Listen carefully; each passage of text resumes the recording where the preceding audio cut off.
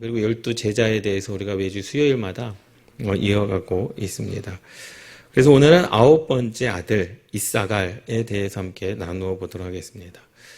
지난주 말씀을 복습하면 아셀이라고 하는 지파, 아셀이라고 하는 아들은 정말로 위대한 아들이었습니다. 형제들과 시비가 없었고 하나님께 사랑받았고 또 모든 사람에게 사랑과 기쁨을 누렸던 지파요 아들이 바로 아셀이었습니다. 그러니까 아셀만큼 인생 가운데 평탄한 삶을 살아갔던 민족도 없죠. 물론 유다를 통하여 다윗이 나고 예수 그리스도가 나셨습니다. 아론을 통하여 대제사장이 레위 지파에서 나온 것도 맞습니다. 그러나 유다 지파와 레위 지파는요 우여곡절이 많았죠. 그런데 아셀 지파는 우여곡절이 없었습니다. 하나님의 형통함과 또 모든 형제들을 보다 더하여 복을 주셨다라고 이제 아셀을 축복하셨는데 이제 9번째 이사갈에 대한 말씀입니다. 여러분 함께 따라해 보실까요? 쉬운 것을 택하자. 사실 우리가 신앙생활을 굉장히 어려운 것으로 생각을 해요. 신앙생활은요 쉬운 겁니다. 여러분들이 생각할 때 반석에서 물을 내는 게 쉽습니까? 반석을 치는 게 쉽습니까? 이해하셨나요? 반석에서 물을 내게 하는 게 쉬울까요? 반석을 치는 게 쉬울까요? 반석을 치는 게 쉽죠. 반석에서 내가 치면 그 반석에서 물을 나게 하시는 분은 누구이십니까? 여호와 하나님이신 줄 믿습니다. 그래서 이번 주 주일 설교가 그거거든요. 쉬운 것을 택하는 겁니다. 쉬운 것. 또 한번 생각해 보세요. 우리가 예수 그리스도를 믿게 하는 게 다른 사람들로 하여금 예수 그리스도를 믿게 하는 게 쉬울까요? 예수 그리스도의 복음을 듣게 하는 게 쉬울까요? 예? 이해는 되셨죠? 예? 그들로 하여금 예수 그리스도를 믿게 하는 게 쉬울까요? 그냥 그들로 하여금 예수 그리스도의 복음을 듣게 하는 게 쉬울까요? 듣게 하는 게 쉽거든요. 그러니 예수님께서 우리들에게 말씀하셨을 때 그들로 하여금 예수 그리스도의 복음을 듣게 하라라고 말씀하셨어요. 믿게 하라라고 말씀하시지 않았습니다. 그냥 우리는 그러면 우리의 사명은 뭐예요? 쉬운 겁니다. 그들로 하여금 예수 그리스도의 복음만 뭐 하게 하면 되는 거예요? 듣기만 하면 되는 거예요. 그러니까 그들로 하여금 전하기만 하면 되는 거예요. 그 사람이 믿든 안 믿든 누구의 소관입니까? 하나님께서 믿게 하시든지 안 믿게 하시든지 우리가 아무리 발버둥 치고 믿게 한다고 해서 그들이 믿을까요? 믿지 않거든요. 그냥 우리의 사명은 너희들 잘 생각해봐. 예수님께서 말씀하시는 거예요. 그들로 하여금 예수 그리스도의 복음을 듣게 하라. 그러면 그들이 변화될 것이다라는 거죠. 우리의 사명은 그들을 예수 그리스도를 믿게 하는 사명이 아니라 우리는 뭐 하는 사명이에요? 전하는 사명이에요. 얼마나 쉽습니까?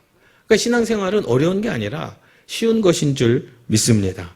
하나님께서 그냥 홍해가 갈라져야 되는데 홍해 앞에 그냥 지팡이를 내밀어라.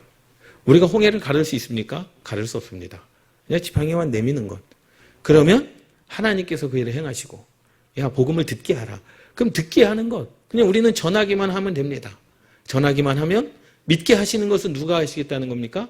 성령 하나님께서 그 삶을 통하여 이루어 나아가신다는 사실을 믿습니다. 이제 야곱의 9번째 아들 이사갈입니다. 이사갈에 대해서 함께 나눠볼까요? 이사갈은요 야곱의 9번째 아들이고 레아의 5번째 아들입니다. 야곱은 라헬 둘째 딸, 그러니까 라헬 동생을 사랑했어요. 그런데 그 동생은 여전히 뭐가 없었습니까? 아들이 없었습니다. 그런데 야곱이 싫어한 더 자세하게 얘기하면 라헬보다 더 싫어한 레아는요 지금 몇 번째 아들이요? 5번째 아들. 5번째 아들을 지금 낳게 됐죠. 그래서요 라헬은 언니 레아보다 야곱의 사랑을 많이 받았습니다. 그러나 아직 그에게는 자녀가 없었습니다. 라헬을 괴롭히는 것이 자녀가 없다는 것입니다. 그러던 어느 날 레아의 아들 르우벤이, 그러니까 레아의 첫 번째 아들 르우벤이 합 한 채를 구해 태가 닫혀 있는 어머니에게 주는 광경을 그 여동생이 봅니다. 그리고 라헬은 언니 레아에게 합 한 채를 자신에게 달라고 요청을 합니다. 거래를 하는 거죠. 어떻게 거래를 하는 거예요? 합 한 채를 내게 주면 오늘 밤에 이 야곱을 당신과 함께 동침할 수 있도록 거래를 하자. 그것을 내게 주면 내가 야곱과 방을 같이 쓰도록 오늘 저녁에 제안을 한 거예요. 그래서 창세기 30장 14절 17절 말씀에 보면 밀 거둘 때에 르우벤이 나가서 들에서 합 한 채를 얻어 그의 어머니 레아에게 드렸더니 라헬이 레아에게 이르되 언니의 아들의 합 한 채를 청구하노라 달라는 겁니다. 레아가 그에게 이르되 내가 내 남편을 빼앗은 것이 작은 일이냐? 보세요. 남편을 빼앗은 것이 작은 일이냐? 그런데 내가 내 아들의 합 한 채도 빼앗고자 하느냐? 라헬이 이르되 그러면 언니의 아들의 합 한 채 대신에 오늘 밤에 내 남편이 언니와 동침하리라 하니라. 사실 보세요. 예, 오늘 밤에 내 남편입니다. 누구에게도 남편입니까? 레아에게도 남편이잖아요. 예, 그런데 자기 남편이라고 그렇게 이야기를 해요. 왜요? 야곱의 사랑을 독차지했기 때문에. 그래서 오늘 밤에 내 남편이 언니와 동침하리라. 저물 때 야곱이 들에서 돌아오매 레아가 나와서 그를 영접하여 이르되 내게로 들어오라. 내가 내 아들의 합 한 채로 당신을 산노라. 그 밤에 야곱이 그와 동침하였더라. 하나님이 레아의 소원을 들으셨으므로 그가 임신하여 5째 아들을 야곱에게 낳은지라. 놀랍지 않습니까? 그냥 한번 잠자리를 같이 했는데 그냥 그날 그 즉시 뭐 한 거예요? 이사갈이 출생을 하게 됩니다. 어떻게 보면 사랑은 라헬이 받았지만 기구한 인생을 살아갑니다. 자기의 언니는 사랑받지 못한 자기의 언니는 5번째 아들, 그 시녀까지 포함하면 7번째 아들을 낳을 동안에 자기는 한 명의 아들도 낳지 못하고 다만 자기의 시녀를 통해서 2명의 아들을 낳는 것, 그것이 전부였어요. 그러니 그 르우벤이 합 한 채를 가져다 두고 이제 거래를 한 거죠. 그 합 한 채를 내게 주고 오늘 밤에 당신이 야곱과 함께 잠자리를 하십시오. 그래서 합 한 채는 당시에게 여성에게 불임을 치료하는 것으로서 라헬에게는 복음과 같은 소중한 것이었습니다. 생각해 보세요. 라헬이 우리가 다 성인이기 때문에 건이가 성인이 아니구나. 라헬이 그 야곱과 동침을 안 했겠습니까? 했죠. 그런데 자녀가 없었어요. 그러니 이 자녀는요, 누가 주셔야 되는 거예요? 하나님께서 주셔야 되는 겁니다. 할렐루야. 그러니 세상 가운데 낳고 싶어도 못 낳고자 하는 이들도 있고 때로는 낳기 싫어도 낳는 그러한 가정들도 있지 않습니까? 그러니까 생명은 사람이 할 수 있는 일이 아닙니다. 그 하나님께서 그 생명을 허락하여 주셔야지만 우리에게 임하여진다는 사실을 믿습니다. 레아는 이사갈이 출생하자 내가 내 시녀 실바를 내 남편에게 주었으므로 하나님이 내게 그 값을 주셨다라고 고백을 하죠. 그리고 레아는 합 한 채의 값을 라헬에게 치르고 드디어 5번째 아들을 등남합니다. 레아는 합 한 채보다 신랑이 더 소중했던 것입니다. 합 한 채는 중동 지방에서 자라는 식물입니다. 사실 레아는 합 한 채를 통하여 아들을 낳으려고 하는 마음보다도 오늘 저녁에 내가 야곱의 사랑을 받고자 원했던 마음이 더 큰 거예요. 아들을 낳고 안 낳고의 문제는 뭡니까? 2번째 문제였습니다. 레아는 자신의 시녀 실바를 야곱에게 첩으로 소개함으로써 그 삭스로 하나님께서 이사갈을 주셨다 말하고 있습니다. 그러나 레아는 이사갈을 하나님으로 배상이나 상급으로 받은 것이 아니라 대가에 대한 보수가 아니라 하나님의 전적인 은혜로 이사갈을 받은 것인 줄 믿습니다. 레아는 지금 라헬과의 선택에서 좋은 선택을 한 것입니다. 아멘. 여러분, 좋은 선택을 하십시오. 쉬운 선택을 하십시오. 그리고 고민하지 마십시오. 그냥 반석을 내려치라 하면 치는 겁니다. 그리고 마르다와 마리아의 얘기도 있지 않습니까? 좋은 것을 선택하십시오. 그리고 남이 선택한 것에 대하여 우리가 왈가왈부할 필요가 없습니다. 그냥 그도 좋은 선택을 한 거고 나도 좋은 선택을 한 겁니다. 그를 통하여 좋은 선택을 한 사람들을 통하여 하나님께서는 역사하여 주시는 줄 믿습니다. 때로는 인간의 눈으로 볼 때는요, 힘듦의 차이는 분명히 있을 수 있어요. 시간의 차이는 분명히 있을 수 있습니다. 마르다는 예수님께서 오셨기 때문에 열심히 부엌에서 일을 했어요. 왜? 대접하고자 하는 마음이 있기 때문에. 그 마음이 없었으면 마르다가 주방에서 일을 했겠습니까? 안 했겠죠. 그 마리아는 또 예수님의 발치에서 하나님의 말씀을 듣는 것이 더 사모했습니다. 그러면 마리아에게는 예수님을 대접할 마음이 없었겠습니까? 있었습니다. 그런데 뭐가 더 컸던 거예요? 말씀을 듣는 게 그 마음 가운데 더 컸던 겁니다. 그럼 마르다는 예수님의 말씀을 듣기 싫어했습니까? 아니요. 마르다도 예수님의 말씀을 듣고자 원했습니다. 그런데 그 마음보다 어떠한 마음이 더 컸어요? 예수님을 대접하고자 하는 마음이 더 컸습니다. 그럼 여기서 말씀을 듣는 것이 중요하냐? 아니면 그 마음이 더 컸기 때문에 그 예수님을 향한 그 음식을 준비하는 것이 더 큰 것이냐? 그것은 예수님 편에서 볼 때 똑같은 겁니다. 할렐루야. 왜? 하나님은 외모를 보거나 우리의 상황을 보시는 것이 아니라 우리의 마음의 중심을 보시는 줄 믿습니다. 보세요. 이 레아의 결정은 뭐예요? 합한 채로 말미암아 내가 이 불임을 이겨 나아가 보겠다라고 하는 것보다도 내가 아들을 낳든지 안 낳든지 지금 누구에게 관심이 있는 거예요? 야곱에게 관심이 있는 거예요. 근데 라헬은 좀 달랐습니다. 왜? 이미 나는 야곱의 사랑을 받고 있기 때문에 뭐 오늘 밤 잠자리를 같이 않는다 할지라도 누구보다 더 기회가 많을 거예요. 레아보다는 분명히 더 기회가 많았을 것이다라는 거죠. 그래서 무엇을 원한 겁니까? 합한 채를 원한 겁니다. 그래서 레아는 합한 채를 통한 세상적인 방법이 아니라 신부가 신랑을 더 중요하게 생각하고 야곱을 선택했기 때문입니다. 우리는 영적인 신부입니다. 신부는 자신의 신랑과 함께 있어야 합니다. 다른 남자에게 관심을 가지고 따라가면 큰일이 되는 것입니다. 레아는 하나님께서 실바가 야곱에게 뇌물이 되어주신 것으로 고백하지만 자녀는 전적인 하나님의 선물입니다. 아멘. 자녀는요, 전적인 하나님의 선물인 줄 믿습니다. 하나님께서 예수 그리스도를 통하여 구원의 은혜를 주신 것도 나 자신이 하나님께 무엇을 해서 받은 것이 아니라는 거예요. 우리는 아담의 원죄로 말미암아 하나님과 단절이 되고 영원히 회복하기 어려운 상태에 있었습니다. 우리의 행위 때문에 주신 구원이 아니라는 거예요. 아무 조건 없이 자녀 삼으시고 영적인 신부로 세워주셔서 신랑 되시는 예수 그리스도를 기다리며 바라보도록 은혜를 주신 것입니다. 우리는 이 은혜를 감사하고 찬양과 영광을 드려야 합니다. 아멘. 지지난주의 말씀이 이거였잖아요. 예? 너희들이 가나안 땅에 들어가면 하나님의 율례와 법도와 말씀을 지켜라.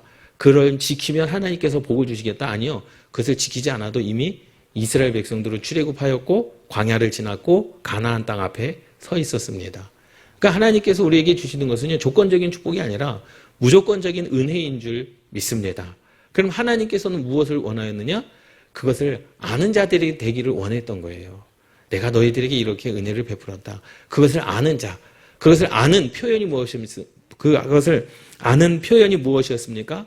바로 감사였는 줄 믿습니다. 그래서 이사갈은 야곱의 9째 아들이며 레아에게서 낳은 5째 아들입니다. 이사갈에게는 4명의 아들이 있었고 이사갈을 가족은 모두 야곱과 함께 애굽으로 내려갔습니다. 이사갈은 합한채 사건 때문에 태어난 자입니다. 합한채는 지중해 연안 지방에 널리 자생하고 있는 다년생으로서 3, 4월견 자색의 꽃을 피우고 5월에 오렌지색 또는 붉은 빛을 띤 익은 과실을 맺습니다. 살이 많고 가지 정도의 크기인데 향기가 있고 식용으로 쓰이나 종자는 독이 있습니다. 뿌리는 한국 인삼처럼 갈라진 뿌리가 있고 때로는 인체의 모양을 한 것이 있습니다. 이 합한채가 여성의 불임을 회복시키는 데도 있지만 기력을 회복하는 것, 그리고 치료제도로도, 그리고 또 어떻게 보면은 뭐라 그래야 되나요? 환각제 비슷한, 그러니까 환각제는 아니지만 그런 비슷한 그 성분을 가지고 있는 것은 분명합니다. 환각제는 아니지만 그런 비슷한 성분을 가지고 있습니다. 그래서 이사갈의 이름은 삭슬주다, 그러니까 지불했다라는 뜻이에요. 지불했다라는 의미입니다. 뭐예요? 합한채를 지불을 했잖아요. 거래가 된 거잖아요. 합한채를 주고 야곱과 함께 동침할 수 있는 것을 산 거기 때문에. 그래서 이사갈은 삭슬주다, 뇌물을 주다의 이름의 뜻입니다. 레아는 실바를 야곱에게 아내의 대가로 하나님께서 이사갈을 주셨다라고 고백을 합니다. 그러나 자녀는 전적인 하나님의 선물임을 알아야 합니다. 레아에게서 합한채를 받은 라헬은 3년이 지나도 아이를 갖지 못한 채 기다려야 했습니다. 합한채를 먹으면 금방 자녀를 낳을 줄 알았어요. 왜? 그것이 불임을 고쳐주는 약이었기 때문에. 아직도 라헬은 누구를 의지합니까? 세상을 의지합니다. 방법을 의지합니다. 하나님을 의지하지 않았어요. 그 합한채를 먹고도 여전히 3년 동안, 그 이후에 이사갈이 태어나고 3년 동안도 아직 뭐가 없었습니까? 자녀가 없었습니다. 그리고 여전히 기약모를 그 시간을 기다려야 했습니다. 우리도 때로는 자녀를 기다리는 그 시각을 인간의 방법으로, 인간의 시각으로가 아니라 하나님 입장에서 생각을 하고 믿고 기다리는 신앙이어야 합니다. 하나님께서 주신 것은 하나님께서 책임져 주십니다. 할렐루야. 사실 우리가 생각할 때 우리의 환경적인 우리의 그러한 모습들을 볼 때는 힘들고 어려울 때가 있죠. 왜 하필 이때 하나님께서 생명을 주셨을까? 그런데 그 생명 또한 하나님께서 지켜주시는 줄 믿습니다. 하나님의 입장에서 하나님께서 생각하시고 하나님께서 우리에게 주시는 선물, 전적인 하나님의 은혜라는 사실을 믿습니다. 할렐루야. 그래서 자녀를 축복하십시오. 하나님께서 내게 주신 은혜다. 자녀들은 뭐라고요? 하나님께서 우리에게 주신 은혜라는 거죠. 그 가정에게 주신 은혜입니다. 그런데 우리는 은혜를 매일 구박하지 않습니까? 예? 우리는 그 은혜를 자꾸 이렇게 혼내려고 하지 않습니까? 여러분 그러지 마십시오. 하나님께서 우리에게 주신 하나님의 은혜인 줄 믿습니다. 왜? 전적인 하나님의 은혜가 아니고서는 이 땅 가운데 참새 한 마리도 땅에 떨어지지 않습니다. 그러니 내게 주신 한 명이든 두 명이든 세 명이든 10명이든 하나님께서 내게 주신 자녀는 하나님의 전적인 은혜인 줄 믿습니다.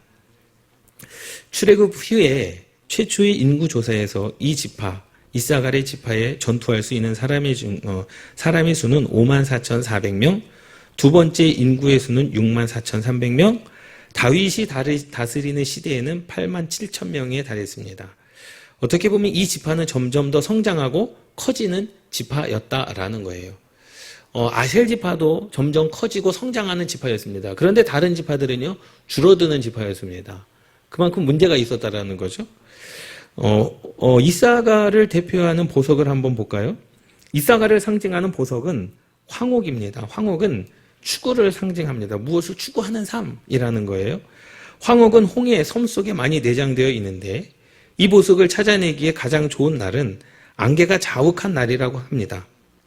안개가 자욱할 때 선원들이 섬을 향해 가면 안개 속에서 반짝이는 노란 불빛을 발견하게 되는데 그 빛이 바로 황옥이 발하는 빛이라 쉽게 발견할 수 있습니다. 그러니 안개가 끼지 않으면 이 황옥을 발견할 수가 없어요. 이게 돌인지 돌멩이인지 보석인지 알 수가 없는데 안개 낀 날에 이제 선원들이 배를 타고 육지를 달려갈 때 그 육지에서 황옥, 노란 빛을 띠는 보석이 있었다는 그게 바로 황옥이라는 겁니다. 황옥은 토파즈라는 보석으로서 아름다움과 지혜, 장수를 상징하는 보석입니다. 값을 지불하고 노동의 대가를 지불해야 얻을 수 있는 귀한 보석입니다. 이 말은 뭐냐면 값을 지불하고 노동의 대가를 지불해야 얻을 수 있는 귀한 보석, 그것은요 안개가 껴 있어야 되고 바다에서 육지를 향해 돌아올 때 그 빛이 먼 곳에서 비치기 때문에 안개가 꼈다 할지라도 가까이 있으면 그 빛이 비추지 않죠. 보여지지가 않습니다.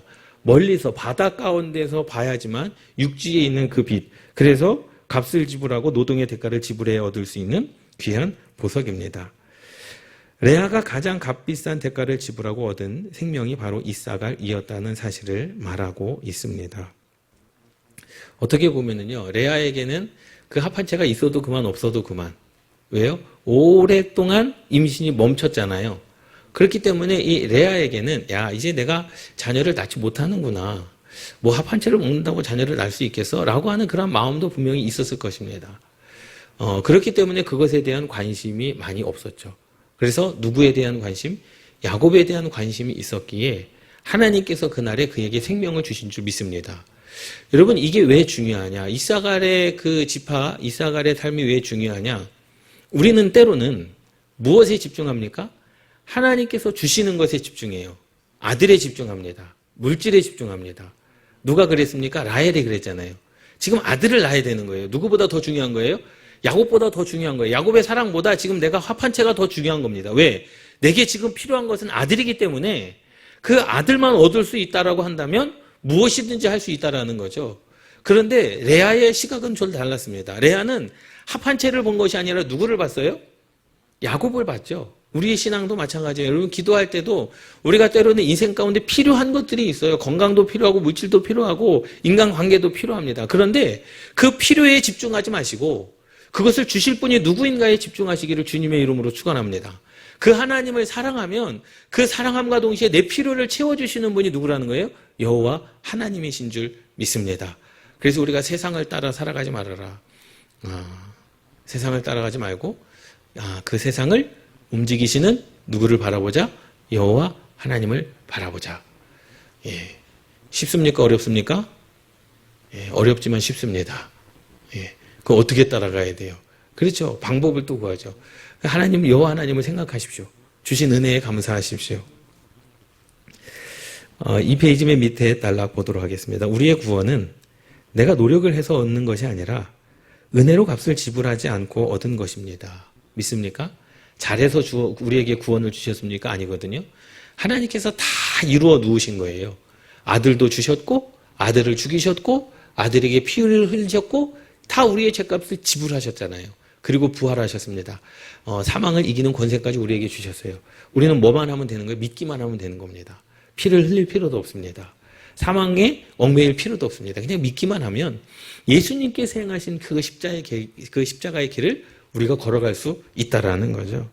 그러나 상급은 주님을 위하여 일하고 결과의 보상을 받는 것입니다.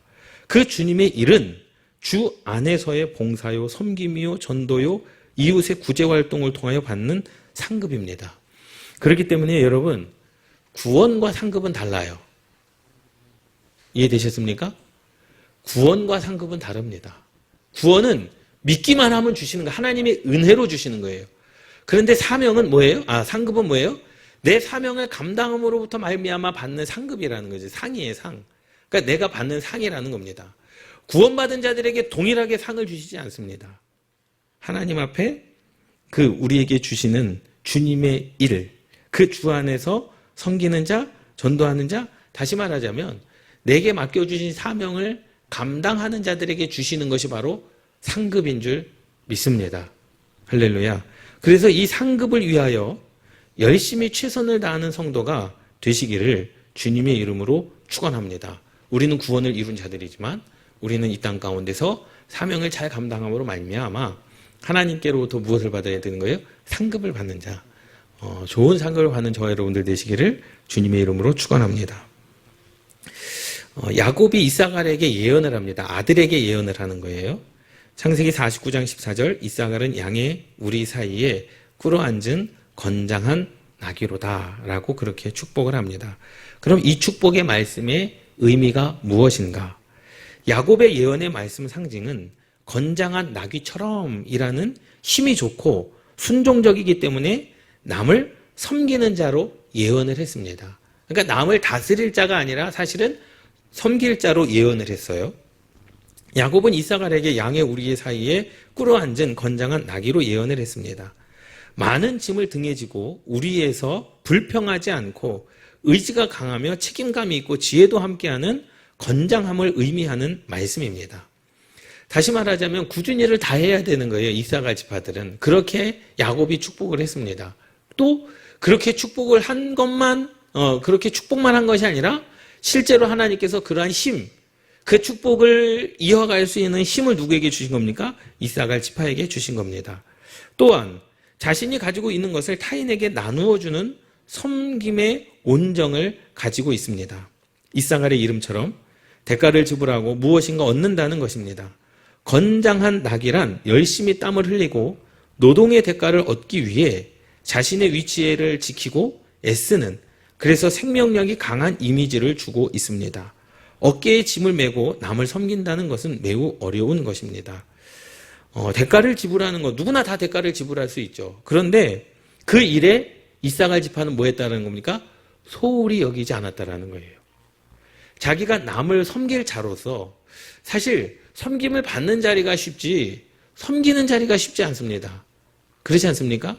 예수님께서도 야, 너희들이 다 섬김을 받으려고 하지 말아라. 우리는 섬기는 자가 돼야 된다라고 말씀하셨잖아요. 그러니까 섬기는 자리가 쉽지 않습니다. 그런데 그 일을 끝까지 묵묵히 지켜낸 지파가 누구라는 거예요? 이사갈 지파라는 거죠. 생각해 보세요. 이사갈 지파들이 우리도 섬김을 받으면 좋겠는데 왜 그런 생각을 안 했겠습니까? 섬기는 자리에서 모든 짐, 땀을 흘려야 되고 모든 짐을 어깨에 메어야 되는데 그 어려운 일을 이사갈 지파가 뭐 해냅니까? 감당해 냅니다. 그러니 상급이 있겠습니까? 없겠습니까? 당연히 있을 수밖에 없죠. 우리도 때로는 그래요. 교회 안에서 수많은 일들이 있어요. 인간적으로 볼 때는 쉬운 일, 누구나 할 수 있는 일도 있고요. 인간적으로 보면 어려운 일, 힘든 일도 있습니다. 땀을 흘려야 되고 시간을 투자해야 되는 일도 있습니다. 또 어떤 일은요, 열심히 했는데 사실 눈에 티가 나지 않는 일들도 분명히 있습니다. 그런데 그것을 남과 비교해서 할 것이 아니라 그냥 내게 주신 사명으로 나는 이 일을 통하여 하나님께로부터 무엇을 받는다? 상급을 받는다. 그것은 내 사명이다. 이 이사갈이 묵묵히 자기에게 맡겨진 그 사명을 감당한 것처럼 어깨에 짐을 메고 남을 섬긴다는 것은 어려운 일이지만 그 일을 묵묵히 해 나아가는 그러한 저와 여러분들이 되시기를 주님의 이름으로 축원합니다. 야곱은 이사갈을 나귀로 예언을 하면서 건장함을 말합니다. 나귀이면서 건강하다는 거, 힘이 있다라는 거죠.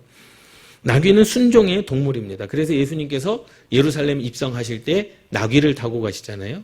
나귀의 특성이 있습니다. 나귀의 특성, 제가 늘 말씀을 드리지만 순종적인 동물이 나귀입니다. 그 나귀는 주인이 주는 밥만 먹어요. 주인이 주는 밥만 먹습니다. 아무리 내가 배고파 굶어 죽어도 다른 주인이 밥을 주면 먹지를 않습니다. 이게 나귀의 습성이에요. 그리고 나귀는요, 자기 밥그릇, 그러니까 나귀고요, 자기 밥그릇이 아니면 먹지 않습니다. 돼지들은요, 내 밥그릇, 네 밥그릇이 어디 있습니까? 배고프면 막 뺏어 먹고 코를 들이밀지 않습니까? 나귀는 절대 그렇지 않습니다. 내 밥그릇에 밥이 없으면 내 옆에 있는 밥그릇을 절대로 먹지 않습니다. 그리고 아무리 내 밥그릇이다 할지라도 내 주인이 주지 않는 밥은 먹지 않습니다. 그러니까 나귀의 습성은 순종을 대표하는 동물입니다. 그래서 예수님께서 예루살렘에 입성하실 때에 나귀를 타고 들어가셨어요. 그건 뭐예요? 예수님도 지금 하나님의 말씀에 순종함으로 십자가에 뭐하러 들어가시는 거예요? 죽으러 들어가시는 거거든요. 그것이 종려주일입니다. 예. 그 부활주일 한 주 전이죠. 그래서 이 순종하는 동물이죠. 그래서 나귀는 등에 많은 짐을 짊어지고 괴롭고 힘이 들어도 오직 주인을 위하여 순종하는 동물입니다. 그 일을 감당해내는 동물이죠. 열심히 뛰어다니며 주인을 위하여 섬기고 온몸이 붉게 물들어 거품이 나서 힘들어도 강한 의지로 일하는 모습을 연상하게 됩니다. 야곱이 예언한 축복이 그대로 이루어지는 영광을 얻습니다. 할렐루야. 비록 육체는 힘들죠. 왜요? 힘든 일을 다 해야 되니까, 섬기는 위치에 있어야 되니까, 모든 짐은 어깨에 매야 되지만 모든 힘, 그래서 온몸이 붉게 물들고 입에서 거품이 날 정도로 힘은 들어도 어떻게 하는 겁니까? 그 일을 감당해냅니다. 그리고 무엇의 영광을 얻어냅니까? 하나님의 말씀대로 이루어지는, 다시 말하자면 하나님의 영광을 얻어내는 지파가 되어진 줄 믿습니다. 아멘. 우리가 사는 이 땅에서도 이러한 사람이 필요합니다. 제자리를 굳건히 지키며 땀을 흘리며 열심히 일하고 섬기는 하나님의 백성이 필요한 시대인 줄 믿습니다. 이사갈의 섬김의 모습처럼 순종하며 책임감 있고 하나님께서 주시는 지혜로 열심히 섬기는 성도가 되시기를 주님의 이름으로 축원합니다. 할렐루야. 그러니까 섬김의 자리에 있다라고 하는 것은요, 굉장히 힘든 거죠. 예, 힘든 겁니다. 그리고 내 자리에서 내가 사명을 감당하는 것, 그것이 바로 남을 섬기는 일입니다. 할렐루야. 목사로서, 장로로서, 권사로서, 집사로서, 성도로서 맡겨진 사명을 잘 감당하는 것이 바로 교회를 섬기는 것 아니겠습니까? 그 맡겨진 사명을 잘 감당하는 것이 바로 성도와 성도를 섬기는 거 아니겠습니까? 그리고 그 사명을 잘 감당하는 것이 바로 하나님을 섬기는 일인 줄 믿습니다. 그 하나님께서 반드시 그러한 자들에게 상급을 주시는 줄 믿습니다. 사실 보세요. 지난주에 말씀을 드렸던 아셀 지파하고는 좀 달라요. 아셀은요, 그냥 사는 날 동안에 하나님께서 형통함을 주셨어요. 풍성함을 주셨습니다. 형제들보다 더 큰 복을 주셨습니다. 형제들과 다툼이 없게 하셨어요. 그 땅에서 나는 것은 왕의 왕의 상에 차려지는 그러한 음식이 됐습니다. 어떻게 보면 그냥 힘들이지 않아도 모든 것을 다 얻을 수 있는 지파처럼 보여집니다. 그렇지 않습니까? 근데 이사갈 지파는 힘들어야 되는 거예요. 땀을 흘려야 되는 거예요. 무거운 짐을 메야 되는 겁니다. 그럼에도 불구하고 이사갈 지파는 뭐 하지 않았습니까? 왜 하나님 아셀 지파는 저렇게 큰 축복을 주시고 땀 흘리지 않고도 좋은 땅에서 좋은 열매를 맺게 하시고 다른 형제들보다 더 큰 복을 주셨습니까? 우리는 다른 형제들보다 더 힘들고 무거운 짐을 짊어져야 되고 다른 형제들을 섬겨야 될 왜 그러한 위치를 우리에게 주셨습니까? 라고 하나님을 원망하거나 하나님을 향하여 대들거나 또 그 사명을 나 그럼 이 사명 감당하지 않겠습니까? 나라고 고백하지 않았다라는 거죠. 그것은 내게 주신 내 사명인 것이고 아셀에게 주신 그 은혜는 아셀에게 주신 은혜였다라는 겁니다. 그래서 결국에는 그 이사갈 지파가 하나님께서 야곱이 예언한 그 축복이 그대로 이루어지는 영광. 그것은 너 인생 앞으로 고달플 거야. 나귀처럼 고달플 거야. 그 말씀이 이루어지는데 무슨 영광일까? 아니요. 그 일을 해냄으로 말미암아 하나님의 영광이 이사갈 지파에게 임하여진 줄 믿습니다. 아멘. 이제 모세가 이제 출애굽한 이후에 가나안 땅에 들어가기 전에 이사갈 지파에게 아까 야곱은 아들에게 축복하지만 모세가 이제 이사갈 지파에게 축복의 기도를 합니다. 신명기 33장 18절 이사갈이여 너는 장막에 있음을 즐거워하라. 지난주에도 말씀을 드렸지만 아셀의 축복은요 야곱의 축복과 모세의 축복이 똑같았죠. 예, 똑같았습니다. 그런데 이사갈은 야곱의 축복과 모세의 축복이 좀 달라요. 야곱의 축복은 이사갈은 양의 우리 사이에 꿇어앉은 건강한 나귀로 축복하죠. 그런데 모세의 축복은 이사갈이여 너는 장막에 있음을 즐거워하라. 그 내용과 의미가 무엇인가? 모세는 이사갈 지파에 대하여 이사갈 지파가 장막에 있으면서 많은 열국 백성을 불러 모을 것에 대한 축복 기도를 합니다. 그 이유는 뭐냐? 이사갈 지파는 하나님께서 주신 땅에 거처하면서 열심히 힘을 다하여 농사하며 그 대가를 받고 주신 풍성함을 많은 사람을 불러 모아 이웃과 나누는 삶을 살았습니다. 그러니까는 땀을 흘려야 되는 거예요. 경작을 해야 되는 겁니다. 가시와 엉겅퀴, 땅 가운데 있는 가시와 엉겅퀴를 다 끄집어내야 되는 그런 힘든 일을 해서 얻은 것입니다. 그런데 그것을 또 어떻게 했습니까? 많은 이웃들과 나누는 삶을 살았다는 거죠. 그래서 이사갈은 자신의 장막에 살다가 죽는 것에 만족하였습니다. 뭐 더 큰 땅도 원하지 않았고 야 우리가 땅을 정복해가지고 우리 종족을 늘리자 그런 것도 관심이 없었고 그냥 장막에 살다가 죽는 것에 만족하였다라는 거죠. 그러니까 삶이 만족하기 때문에 그렇지 않습니까? 영적 의미로 볼 때 이 시대의 목회자의 모습을 상징하고 있습니다. 목회자를 중심으로 많은 백성에게 복음의 말씀을 통하여 예수 그리스도를 영접하게 하고 구원의 확신을 가지게 하고 은혜를 받게 하며 말씀을 전파하고 그들을 축복하며 거룩한 성전에 찬양을 드리고 나눔의 삶을 살아가는 모습이 바로 이사갈의 모습이었죠. 그러니까 이사갈은 열심히 일을 했어요. 그런데 많은 사람들이 이사갈 지파에게로 왔습니다. 그리고 얻어갔습니다. 그래서 퍼주는 인생이 됐다라는 거죠. 그러니 굳이 너는 장막을 벗어날 필요가 없는 거예요. 왜? 장막 가운데 있으면 많은 이들이 어디로 모이는 겁니까? 이사갈의 장막으로 모이기 때문에. 이것이 바로 모세의 축복이었습니다.